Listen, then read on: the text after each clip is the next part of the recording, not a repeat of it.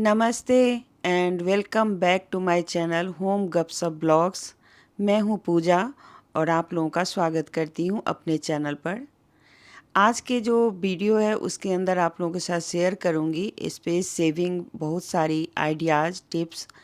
आप लोग पूरा वीडियो देखिएगा और अच्छा लगे तो ज़्यादा से ज़्यादा शेयर कीजिएगा। काम काज का वैसे तो कोई वक्त नहीं होता, लेकिन जब भी आपको टाइम मिले तो आप कुछ कुछ चीज़ें ठीक करते रहिए और संवारते रहिए, अपने घर को सुंदर बनाते रहिए। ये जो सप्ताह था वो नवरात्रि का सप्ताह था, तो इसलिए बहुत ज़्यादा बिजी रही मैं इन दिनों, क्योंकि पूजा पाठ भी करना होता है। तो ऐसे में वीडियो शूट नहीं हो पाती, तो जितना हो पाया है उतना मैं आप लोगों के साथ शेयर करूँगी। और चलिए चलते हैं, आप लोगों के साथ शेयर करते हैं। यहाँ पर मेरे पास दो ऐसे बॉक्स है, स्टोरेज बॉक्स हैं। तो एक तो इसको डोलची बोलते हैं। इसके अंदर कभी कभी हम गाड़ी में जब कहीं जाते हैं तो वहाँ पे खाने पीने का सामान ले जाते हैं।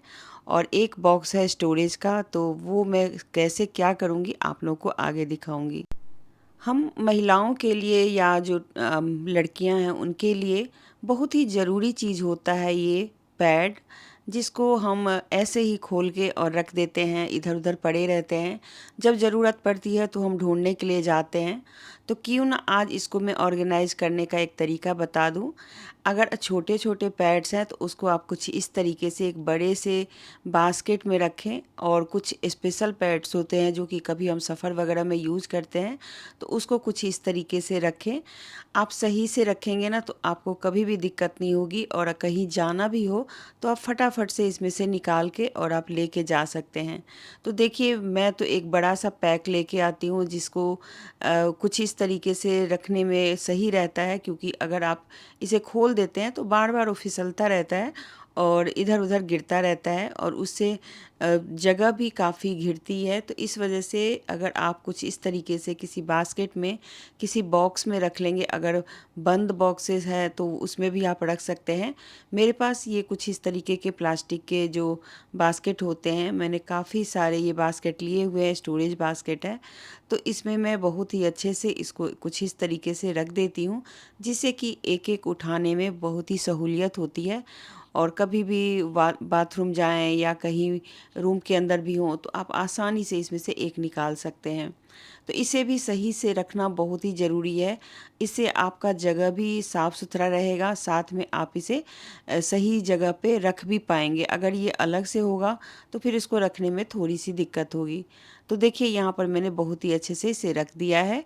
और चलिए चलते हैं, आपको आज मैं थोड़ा सा क्लीनिंग की भी वीडियो शेयर कर रही हूँ। दिवाली अब आने ही वाली है और मैं नवरात्रा के लिए थोड़ी बहुत तैयारी कर रही थी, तो मैंने अपनी एक बालकनी पूरी क्लीन की है, क्योंकि हमारे यहाँ बालकनी बहुत ज़्यादा गंदी हो जाती है। चलिए एक और स्टोरेज आइडिया आप लोग के साथ शेयर करती हूँ। ये है गिफ्ट में दिया हुआ फ्लावर का एक बॉक्स, जो कि बहुत ही नाजुक सा लकड़ी होता है, उससे बना होता है। ये कार्डबोर्ड वगैरह टाइप का होता है। तो इसके ना चाहे तो आप फेंक दें, मतलब आपको लगेगा कि इसका क्या ही यूज़ करेंगे, लेकिन इसे मैं आज आपको दिखाती हूँ कि इसका यूज़ आप कितने सही ढंग से करते हैं। पहले तो मैंने इसे अच्छे से कलर कर लिया है। मेरे पास जो भी कलर थे, पेंटिंग वाले ही कलर थे, वाटर कलर, तो मैंने इसी से कर लिया, क्योंकि सिर्फ मुझे लकड़ी के जो कलर्स हैं ना उनको ढकना था, वो लकड़ी वुडन कलर नहीं दिखना चाहिए, इसलिए मैंने ऊपर से कर दिया। और थोड़ा सा इसके नाम टैग भी लिखे हुए थे, तो मैंने इसको ढकने के लिए यहाँ पर जो भी कलर मुझे मिला मैं उससे कर रही हूँ। आपके पास भी अगर इस तरीके के बॉक्स हैं जो कि आप लकड़ी के हैं और उसे फेंकना चाह रहे हैं, तो आप फेंके नहीं, उसका कुछ ना कुछ आइडिया आप सोचेंगे तो आपको मिल ही जाएगा। तो जैसे दूध वगैरह या कभी कोई सामान आता है तो उसमें भी इस तरीके के बॉक्स होते हैं, फ्रूट बास्केट टाइप का भी होता है ये। तो चलिए अब मैं इसके अंदर रखूँगी क्या, वो आपको आपके साथ शेयर करती हूँ। चाहे तो आप इसे डेकोरेट करने के लिए इसके ऊपर जैसे आर्टिफिशियल फ्लावर वगैरह होती है वो रख लें। मैं इसे यूज़ करूँगी अपने सिलाई की चीज़ों को रखने के लिए। तो यहाँ पर धागा वगैरह जैसे मैं इधर उधर रखती हूँ ना, तो उन सब को मैंने इसके अंदर ही रख दिया है। और जब भी मुझे ज़रूरत पड़ेगी मैं बहुत ही आसानी से निकाल लूँगी। और ऊपर में जो भी बाकी चीज़ें होती है, जैसे टेप हो गया, इंची हो गई, टेप इंची हो गई, साथ में सुई वगैरह होती है, या कैंची होती है, तो ये सारी चीज़ें मैंने ऊपर रख ली है, जिससे कि मुझे बहुत ही आसानी से समय पर मिल जाए। और मेरा यहीं पे मैं सिलाई वगैरह करती हूँ, तो मैंने यहीं पर ऊपर में इसे रख लिया है और इसका यूज़ बहुत ही बढ़िया से हो गया है। तो अगर आपके पास भी फ्रूट बास्केट कुछ इस तरीके का है तो आप यूज़ कर सकते हैं। मेरे बच्चों के बहुत सारे प्राइज़ के इस तरीके के प्राइज़ जो दिए हुए रहते हैं कप्स, वो हैं, और एक नहीं कई सारे हैं। बहुत सारी यादें हैं इन सब के साथ जुड़ी हुई।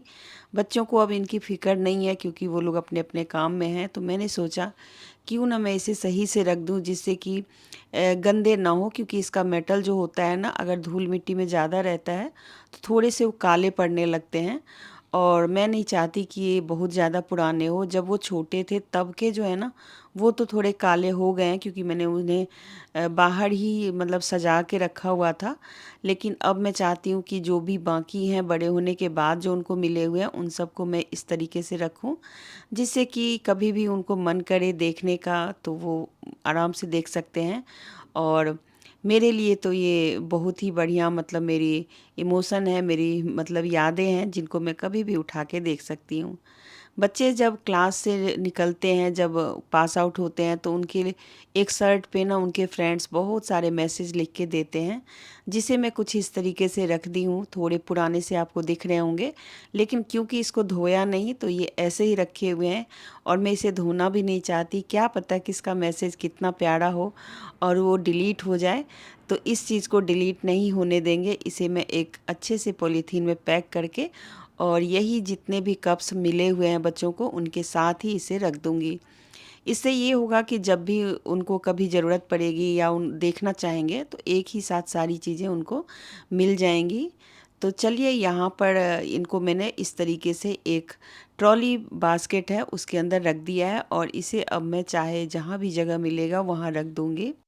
आज मैं आप लोगों को कर्टेन रखने का बहुत ही बेस्ट आइडिया बता रही हूँ, क्योंकि अगर आपके पास भी बहुत सारे कर्टेन हैं, क्योंकि कर्टेन हो ही जाते हैं, एक दो कलर के तो रहते ही हैं, और कमरों के जो गेट होते हैं उसके साइज़ अलग होते हैं, खिड़की की साइज़ अलग होती है, तो अक्सर यहाँ पर कर्टेन हो जाते हैं बहुत सारे। तो आज मैं इन सब को आपको बहुत ही बढ़िया आइडिया दे रही हूँ रखने का।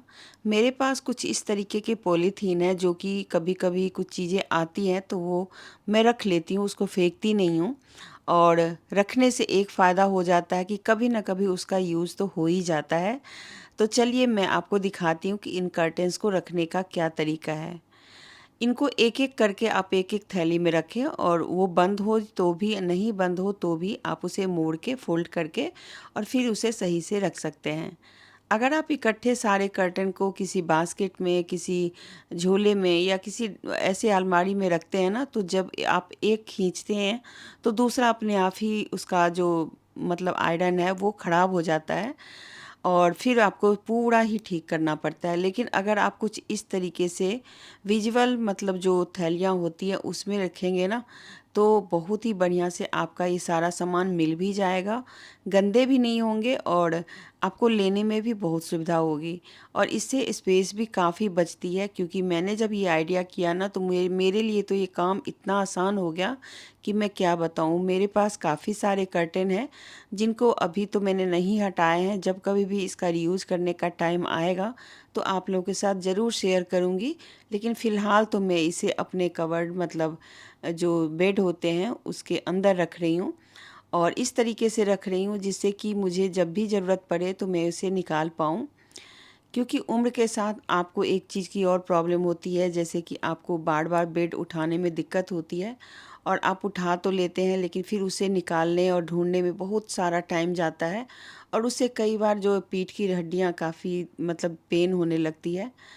अगर आप इस तरीके से रखते हैं ना, तो आपको ज़्यादा झंझट नहीं है। आप बिना किसी की सहायता से खुद भी इसे निकाल सकते हैं, रख सकते हैं।